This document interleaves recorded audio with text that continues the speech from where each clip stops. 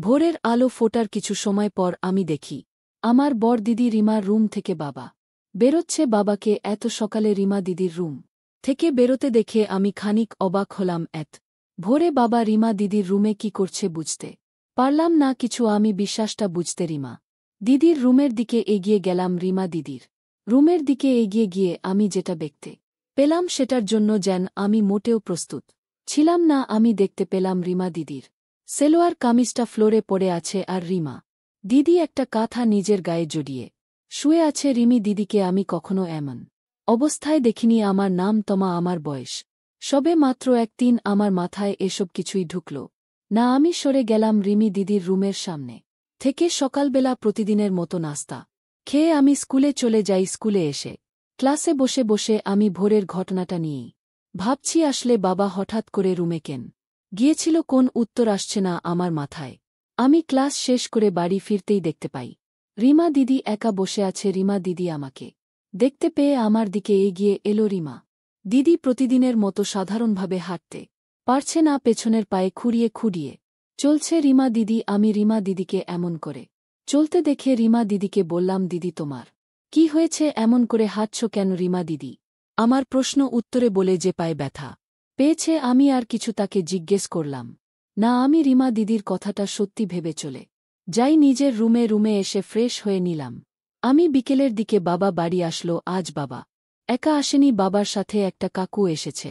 বলে রাখা ভালো, আমাদের মা অনেক আগেই মারা গেছে। আমরা 2 বোন আমাদের বাবার হাতে মানুষ। বাবা আর কাকু মিলে চলে যায় দিদির রুমে। বাড়িতে নতুন অতিথি আসলে আমার মনের মাঝে আনন্দ বয়ে যায়, কারণ আমার মনে হতে থাকে তারা হয়তো আমার জন্য কিছু নিয়ে এসেছে। আর সেই ভাবনা থেকে আমি ও দিদির রুমের দরজার সামনে উকি দিলাম। দিদির রুমের দরজাটা একটু হালকা করে খোলা ছিল। আমি ওই দরজার ফাঁক দিয়ে চোখ দিতেই দেখতে পেলাম আমার দিদি রিমা বাবার সাথে আসা কাকুর কোলের উপর বসে আছে আর বাবা দিদির সাথে হেসে হেসে কথা বলছে। দিদিও খুব খুশি। আমি এটা দেখা খানিক অভিমান করলাম। কাকু দিদিকে কোলে নিয়ে বসে আছে কেন? বাড়িতে কি দিদি একা আছে নাকি? দিদিকে কোলে বসিয়ে কাকু আদর করে দিয়ে চকলেট দিবে আর আমি কিছু পাব না?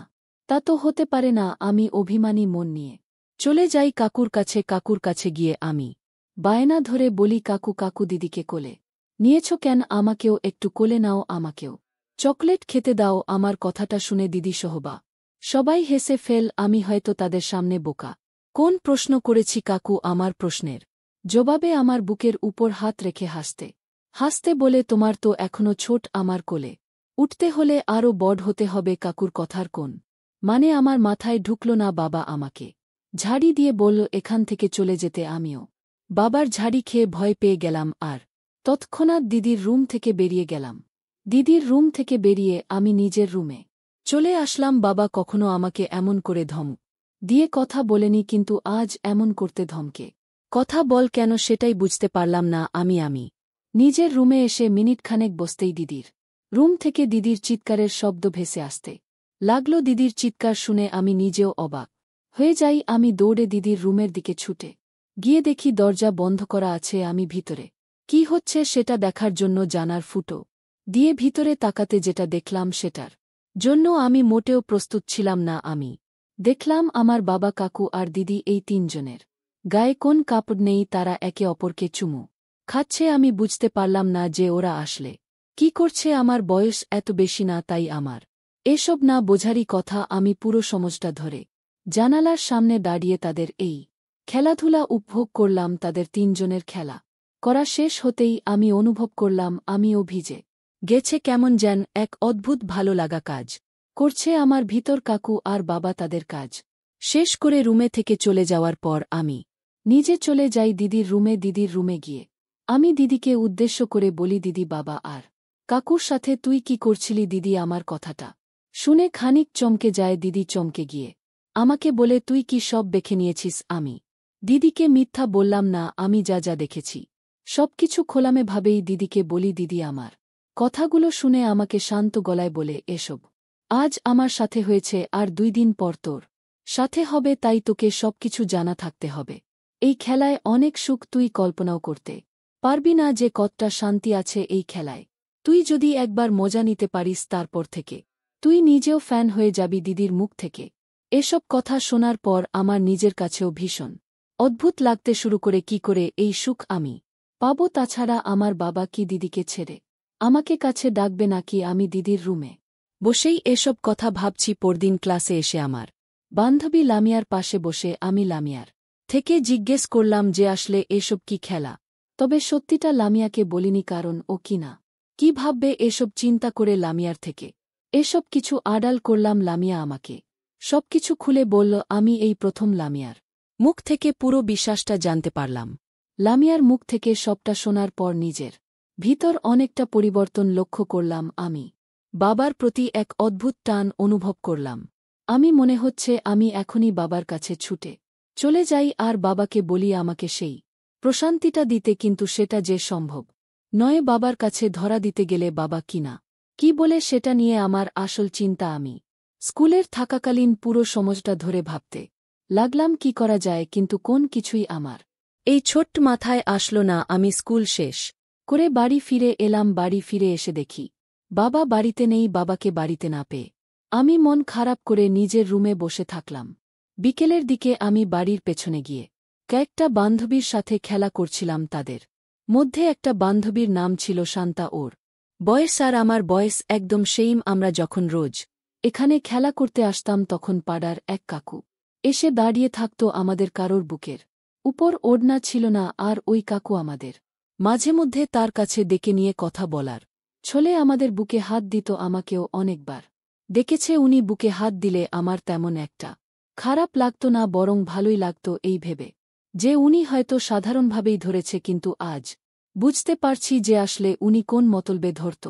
বিকেলে বান্ধবীদের সাথে খেলা করার সময় আচমকা আমার চোখ পড়ল সেই পাড়ার কাকুর দিকে। আজ কাকু আমার বান্ধবী শান্তাকে তার কাছে ডেকেছে। আমি আজ আর বোকার মতো থাকলাম না। আমি বুঝতে পারছি কাকু নিজের হাত সাফাই করতে এসেছে। তাদের হাতের সেই মিষ্টি মধুর ছোঁয়া আমার বান্ধবী শান্তাকে দিতে এসেছে। আমি সেই ছোঁয়া চাইছি, আমি চাইছি না আমার বান্ধবী ওই শান্তির স্পর্শটা নিজের গায়ে মাখুক। আমি সোজা দৌড়ে চলে যাই কাকুর কাছে। কাকুর কাছে এসে আমি কাকুর পাশে গিয়ে দাঁড়িয়ে বলি, কাকু তুমি শান্তির বুকে হাত দিচ্ছ কেন? আমার প্রশ্ন শুনে কাকু খানে খচকিয়ে গিয়ে আমাকে উদ্দেশ্য করে বলকেন, রে কি হয়েছে? তাছাড়া আমি তো তোদের আদর করছি। কাকুর কথাটা শেষ হতেই আমি বললাম, এসব কেমন আদর সেটা কিন্তু কাকু এখন আমি খুব ভালো করেই জানি। আমি সবাইকে বলে দিব যে তুমি অনেক নোংরা। আমার কথাটা শোনার পর কাকু পুরোত মেরে যায় শান্তিতে। উনি ছেড়ে দিতেই শান্তি দৌড়ে চলে যায়। শান্তি চলে যাওয়ার পর আমি কাকুর আরও কাছে এগিয়ে গেলাম। কাকু রীতিমত ঘামছে। আমি কাকুকে এমন করে ঘামতে দেখে মুচকি একটা হাসি দিয়ে বললাম, কি কাকু আমার কথা শোনার পর এমন করে ঘেমে যাচ্ছ কেন? কি হয়েছে? এত ভয় কিসের? আমার কথার জবাবে কাকু বলে, দেখ মা, আমি ভুল করেছি, আর কখনো তোদের এখানে এসে কিছু বলবো না। আমাকে ক্ষমা করে দিস, কাউকে কিছু বলিস না। আমি কাকুর কথা শুনে বুঝতে পারছি যে কাকু খুব করে ভয় পেয়ে গেছে। কাকুকে এমন করে ভয় পেয়ে দেখে আমার বর্ধ হাসি আসতে লাগল। কাকু নিজেও জানে না আমি তাকে ভয় দেখাতে নয়, বরং কাকুর থেকে আরও বেশি কিছু পাবার নেশায় আমি এসব কথা তাকে বলেছি। আমি কাকুকে নির্ভয় দিয়ে বলি, কাকু তুমি অযথা ভয় পাচ্ছ। আমি তোমার সাথে কোন প্রকার ঝামেলা করতে এসব কথা বলিনি। আমি তোমার হাতের ছোঁয়া পেতে চাইছি, তাই তোমাকে এসব কথা বলছি। আমার কথাটা শোনার পর যেন কাকু আকাশ থেকে মাটিতে পড়ল। কাকু আমার দিকে বিস্ময় দৃষ্টিতে তাকিয়ে বল, তার মানে তুই সবটা বোঝার পর ও আমার থেকে হাতের টেপা চাচ্ছিস? আমি বললাম, হুম সেটাই চাইছি। দিবে না কাকু তোমার মেয়েকে শান্তি? আমার কথা শোনার পর কাকুর চোখে মুখে তীব্র নেশা ভর করল। কাকুর মুখটা দেখার পর আমার আর বুঝতে বাকি থাকল না যে কাকু আসলে কি চাইছে। কাকুর চোখে মুখে খুশির ছাপ দেখে আমি নিজেও পাগল হয়ে উঠলাম। কাকু খুশিতে গদগ্ধ হয়ে গিয়ে আমার কোমর ধরে হেঁচকা টান দিয়ে আমাকে তার সাথে লেপ্টে নিয়ে আমাকে উদ্দেশ্য করে বলল, আজ তোকে ভিন্ন মজা দিব, চল আমার সাথে। কাকু আমাকে তার সাথে করে নিয়ে চলে যায় পোড়া বাড়িতে। পোড়া বাড়িতে সচরাচর কেউ আসে না, একদম ফাঁকা বাড়ি এটা। আমাকে কাকু তার কোলে তুলে নিয়ে যায় পোড়া বাড়িতে। কাকুর কোলে উঠে আমার ভীষণ ভালো লাগছে। মনে হচ্ছে যেন আজ আমি আমার স্বামীর কোলের উপর উঠেছি, আর আজ আমার বাসর হবে। কাকু আমাকে পোড়া বাড়ি নিয়ে গিয়ে ফ্লোরে শুইয়ে দিয়ে আমার সমস্ত জামাকাপড় খুলে ফেল, সাথে তারটাও। আমার খুব ভালো লাগছে এসব কিছু আমি কাকুর ওটা দেখে খুব শান্তি পেলাম সেই একটা জিনিস কাকু আমাকে আর অপেক্ষা করালো না দুম করে আমার